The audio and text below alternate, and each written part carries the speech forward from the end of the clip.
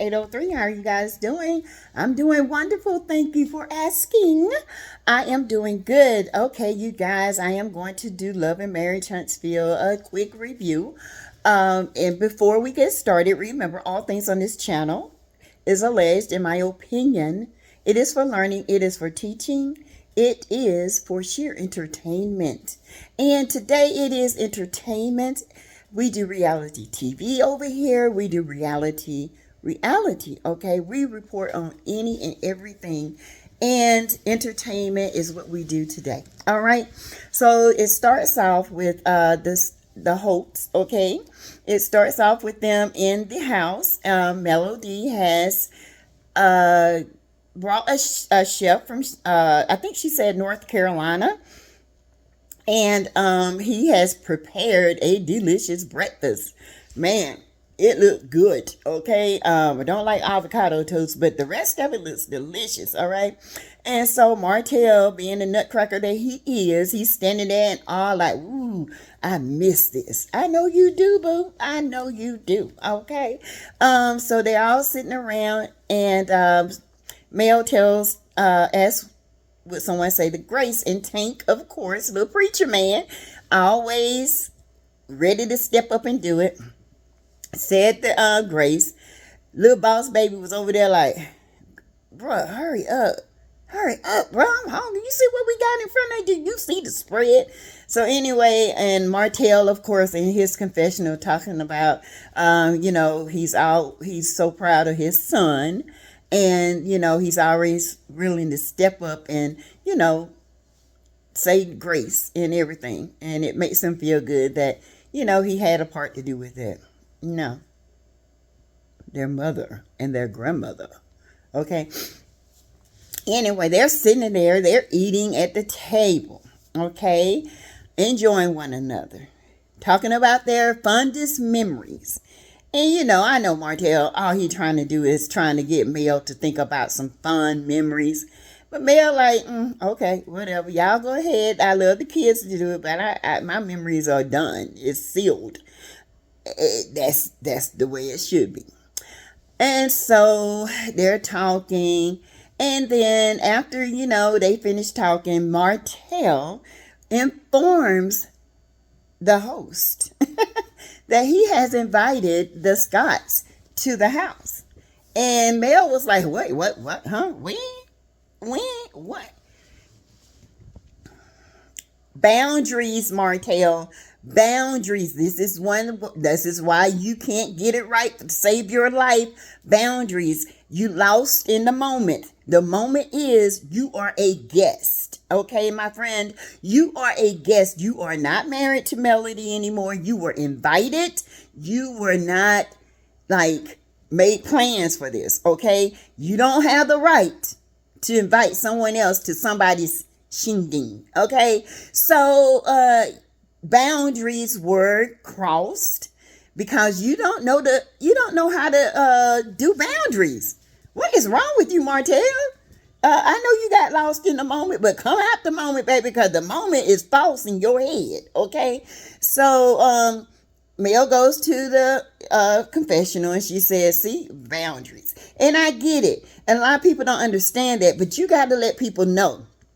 When you are divorced and you're no longer get together, but you have children with each other, you have to let people know, look, it's not okay for you to show up at my house. It's not okay for you to disrespect me. It's not okay for this. It's not okay for that. And I will not stand it. And until you understand what my boundaries are, I think you need to stay away from me. Okay? Martell don't get that. Okay? Because he still thinks that he can just do what he wants to do. Not happening, bro. You got to grow up. So anyway, Mel just, kind of, brushed it off. They went to the beach. They were out there playing. Martell looking at Mel, wishing he can get up in there, and he can't. Okay. So here come the Scotts, they, come to the beach, do the little fakerism. and the little fakeadism and hug and say this and say that and give compliments, which was nice. It was nice to see that they can get along for the sake of the show. So they go inside, okay, in the house. They start playing this like newlywed game. Everybody knew everything about each other. Tisha knew. And they said they had fun. So the men go off into the pool room, and Tisha and Mel is sitting there. And so Marcel and Martell upstairs playing pool.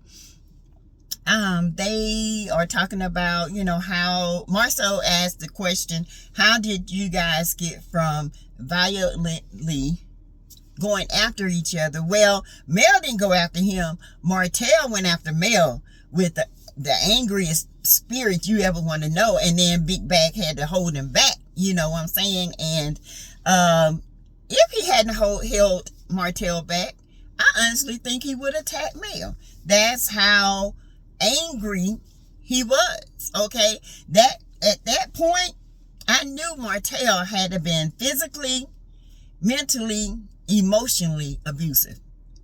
You can't tell me that's the first time that man's done that.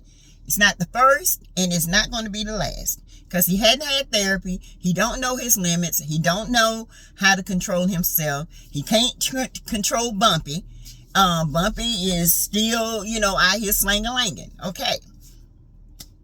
And so he gives the explanation, Martell does, and says they both were operating in a place of hurt. They were operating in a place of not knowing why, he was not knowing why she didn't do what, he asked of her in the marriage. Here we go. No accountability. And I have to agree with Marcel. Marcel made some great points. And I tell y'all, I don't go after Marcel and Tisha. I go after them when they lie, okay? And when they try to be this perfect couple and degrade other people's abilities as a couple or a single person. And they try to make other people look bad. This is when I have the problem. But Marcel actually made a good point. He was saying that, Martell is, to him, he's seen some growth. I haven't seen any growth in Martell. Let's put it this way. I see Martell being the same manipulative person that he is. There is no genuine change in Martell. Martell wants what Martell wants. Martell is controlling. Martell is a narcissist, okay? It would never be Martell's fault. If I do this, I will make you happy. If you do this, I will be happy. If you do this, I will be happy. But what about being happy, period? Sex don't make you happy all the time, baby. Sex is an act of showing love, not an act of being a street hoe in the bed. That's what you needed. That's why you went for that 4 ounce of coleslaw. You needed a hooker in the bed. Point blank, period. I'm not lying. Am I lying? You wanted a freak to do the things that you dreamed of in your head. But most men that respect their wife, they ain't gonna ask them to do freak stuff in the bed unless their wife comfortable with doing it. Okay? Ain't nothing wrong with trying it. If I don't like it, I ain't doing it. Point blank, period. I'm not going to do it. If you don't like it, that's on you. If you feel like you don't need me, bye. I offer you 95% of everything, and it's good. And that 5%, you can't reason with it. That's Martell. And so Marcel made a great point. He said, when you're married, it's not always going to be about the sex. He said, it's not always going to be about the pleasing, because it does slow down. It has to be about the person. And he is so right. And so many people don't understand. When you get married, you have children. A woman body changes. And then the children take so much of her time and her energy. And then at the end of the day, the woman just wants to be held and hugged on, appreciated. Okay? That's all a woman wants. Then when she feels appreciated, she can let some of that stress go, then she can make love to you. But when you coming in the bedroom, trying to jump on it and not trying to, go bang, bang, bang, bang, bang and do all these different tricks and my legs hurt and this and that. Don't nobody want that, all that bounding and pounding up in them all the time, especially from Lil Bumpy. Okay? Now, that's why you got your 4-ounce coleslaw. You got to bump it up, and now you done bumped out a little bumpy. Okay? That don't make no sense at all. You go out here and you expect male to do everything, but you're not willing to compromise. Because sex is not the thing that makes the marriage work. After all said and done, looks fade, body fade, you can still look good. You just gotta love a person in each phase of life, and Martell can't do that. Martell think he's gonna be this vibrant man forever. He's not. In fact, you've changed a lot. Anyway, you got boobies, okay? You got boobies. You got roidal boobies, gynecomastia. Stop taking the roids, okay? And when he said that, it made sense to me. Marceau understands that. You know what I'm saying? Marceau knows that sex is not the key to a healthy marriage. Communication, understanding, falling in love with that person, spiritual body, physical body, her spirit, her soul, her heart, admiring her. And the woman will automatically do that, okay? You give this woman the world with you. You don't even have to have the world in a monetarily way. You can just give her the world by just loving on her, complimenting her, doing the things that a husband should do. And the wife in general will reciprocate. But there comes a time when you, as a husband, you have to say, okay, she's not comfortable with it. I'm not going to push that. Then you have to go, like my husband told me one time, I ain't going to lie to y'all. He said, I won't ask you to do nothing like that because that's something a street person would do. I have more respect for you. What we do with each other, is good enough for me. I don't crave all that, this and that. Because if I ain't never had it, how can I crave it? But if I give it to him, that's a different thing, which I have to had to turn him out, you know what I'm saying? I ain't got no problem. Certain things. I don't do no backdoor stuff. I don't do none of that mess. See, that's Martell. He like that kind of stuff because he got a little sweetness in it. And got dookie bow. Or blowing in booty boots. Okay? You got doo-doo breath, bro. Blowing in that little 4-ounce coleslaw behind. Ooh. Well, was it worth it? No, it wasn't. And so, then they get on the thing about dating.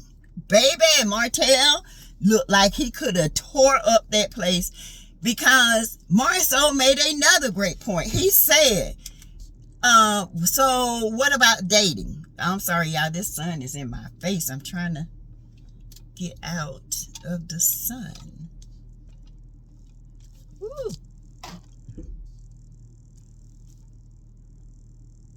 Oh, okay, this is good. And he said, what about dating? Yes, y'all, I'm in the car. Y'all know I had my grandkids and they are leaving. So, my other ones, not my oldest daughter, they made it back to Charlotte and they're doing good. Thank you for asking. But anyway, Martell eyes got tiny, honey, like a little beady bear. And he said, well, the woman I pick gonna have to be around my kids, and she's gonna have to be able to step in and be a great stepmother, okay? And I know that Mel will absolutely choose the right man to love her, and she would absolutely talk to me, and because they're gonna have to be around. And he said, so this is how it goes. I mean, we're both gonna date, and our kids gonna have to be around the people that we choose to be with. And Marceau said, yeah, that's what your mouth say, but your body's saying a whole different ball game. And I agree, Marceau. Because when you said male dating, baby, his eyes got beady. He looked like he wanted to take that pool stick and say, he did. He did. Martell, you got a lot of growing up to do. And show him in his confessional. He got emotional. This trip has shown him where he messed up. He messed up big time. And he sees it, and he knows it's his fault. But he'll get emotional. Then he'll go back to the blame game of blaming Mel. It's Mel's fault. If she had to just did what I asked her to do, we'll still be married. We'll still have these trips. I'll still get to see my kids every day. No, you wouldn't. Because if she did that, then you'll be asking her to do something else. Okay? So instead of you learning how to control your appetite for freaky-ish, you want somebody else to satisfy you, and you never satisfied. You sound like you need some therapy. I'm just here to tell you. And you need to get yourself together, because you're a grown man. And what grown man go around here wanting their wife to do all these different acts? Why would you treat a queen like a peasant? That's why you had your 4-ounce coleslaw. And you treated that girl like she was a slut. You lied to her. You did every God knows imaginary act of sexual violence on her that you could. Okay, you did it. You got every part of you looked on, licked on, sucked on, bent over, legs up, blowed up, blowed out, everything. And at the end of the day, you sitting in that confessional and you just now thinking, it wasn't even worth it.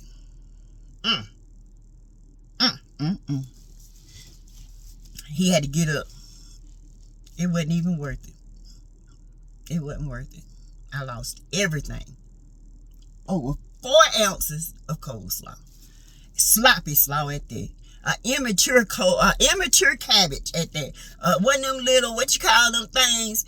Them little cabbages that you eat and then you shred it up. That's the cabbage he fell for. An immature cabbage, a Brussels sprout. He fell for a Brussels sprout, child. A whole sprout. Only to find out she wasn't even a good cabbage. And then she ended up with the baby. And now she's mirroring Mel every move. Trying to anyway. Okay? Child, baby. You messed up, bro. So anyway, we're going on to Kimmy. Kimmy, y'all, this was so emotional. Oh my God. It was so emotional. And you know what? Maurice, bless his heart. He just, y'all, I'm sorry. I've always liked Maurice and Kimmy. I do. I like Marceau when he was first on and how he used to go after Wanda. See, these are the little things that we liked. We didn't like it when Wanda said that about the kids' hair. That should have ended right then and right there. Okay? And I feel like if they had to just put Wanda to the side, then we can still have these conversations and everybody can still get along and be able to work together. But yet, still have their beef.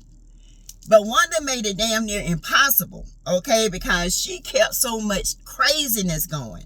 And now it's back to like it should be. Y'all, Kimmy said she was going to get a haircut. Maurice shaped her up. She's told the story how she met Maurice. She saw him on Facebook. He was a barber, and she told him that she had a son that needed a haircut, and Maurice came to the house, and they've been together ever since. Okay? I don't know why people want to make Kimmy a side chick. I don't believe Kimmy was a side chick, period. I just don't. I just don't. I don't think Kimmy was ever a side chick. Yes, I said it. Okay? I just don't. Because Kawa is not as angry, and she can't really prove that. She just needed to be mad at someone, because she's looking like, okay, he's been with many women, and Kawa has played out, and he has played out the field, and now all of a sudden he's in love with this one. He loves this one. She had to be the side chick. No. Okay, so I don't believe that. I do not believe that. I never believed it. Okay, I could be wrong. I have been before, and if I am, you know what? I accept it. But I just don't believe she is a side chick. I just never believed that she was a side chick. And another thing, she cut her hair. Her sister was there. Her sister's so sweet, and her hairdresser, and Mari. She cut her hair. Kimmy looked good in short hair. She does. She didn't like it. Kimmy had a beautiful head of hair. Y'all. That's what I say. Hairdressers, you got to take care of people's hair up under these wigs and sew-ins and stuff. You can tell whoever did her hair, baby, they did take care of her hair. Okay? And it hurts when you grow your hair out so long and then you got to cut it off. But it's beautiful. And she's got a beautiful grade of hair, so it'll grow back fast. You know what I'm saying? So, yeah. And Maurice, he was like, he loves the essence of Kimmy. That's beautiful to me. He said, yeah, we all going to fade in the looks and in our bodies and stuff. But he said to know Kimmy, to love Kimmy, is to know the essence of Kimmy. And he said, I love that about Kimmy, beyond the looks, beyond that. And he was just very emotional. And it's a very hard thing to go through. So we keep praying for you, Kimmy. You got this, girl. You got this, okay? And that was pretty much it, you guys. It was good. Congratulations to the Whitlows. They're expecting their baby. I told y'all that about a month or two ago. And it's a little boy, and they are expecting him soon. He should be here. In about 4 months or so? Yeah. So you guys, thank you for listening and giving your opinion on this. Please comment below, share the video, subscribe to the channel. Please, and thank you. We're trying to get that 10K, baby. 10K. And join the channel. You can join the channel for a small fee. A month is not much at all. I just ask you guys to join as soon as not Facebook, child. YouTube approves how many people I have in my membership. We can start doing more intimate, members only things. Okay, so please consider joining the channel. All right, consider giving to the channel. Super chat. Right now, everything that goes to the channel, I'm asking for it to go in my Cash App, because it's going to a move fund, okay, to help my daughter to move from a extended stay into an apartment on December the 18th, and hopefully everything will work out by then. So if you want to donate, it's $ Teresa Lindsay, LINDSEY 12. Okay, so thank you. Donate, please, and thank you. And I will see you guys at 6 o'clock. Bye.